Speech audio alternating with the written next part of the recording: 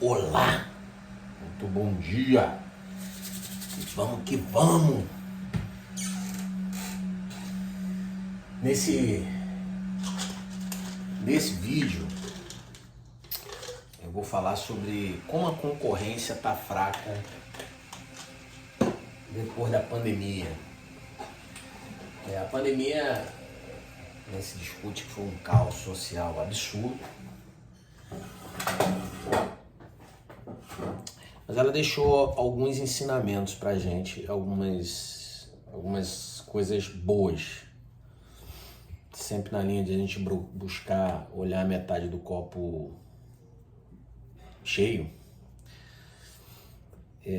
Uma das coisas que eu aprendi e aproveitei bastante nessa pandemia é esse movimento do trabalho home office, que eu tinha vergonha de trabalhar home office, apesar de sempre eu explorar bastante o trabalho home office.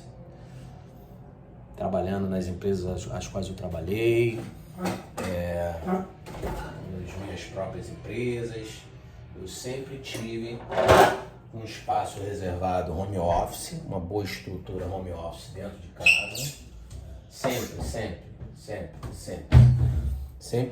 sempre desde os 14 anos, quando eu desfiz o meu quarto, o meu e da minha irmã, combinei com ela.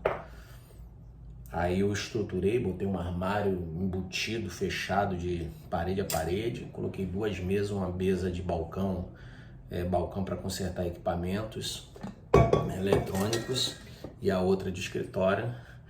E no armário eu puxava uma cama debaixo do armário, que era onde a Regina, né, minha irmã, dormia, e eu dormia na sala numa rede, essas redes, para montar o meu escritório. Eu pedi para ela sair da empresa dela para eu contratar ela. Depois ela trabalhava na Sloper, né?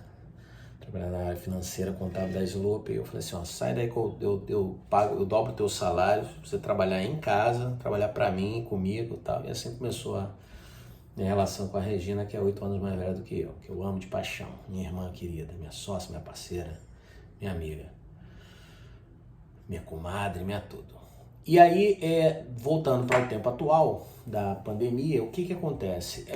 Esse trabalho home office permite você escalar sem fronteiras.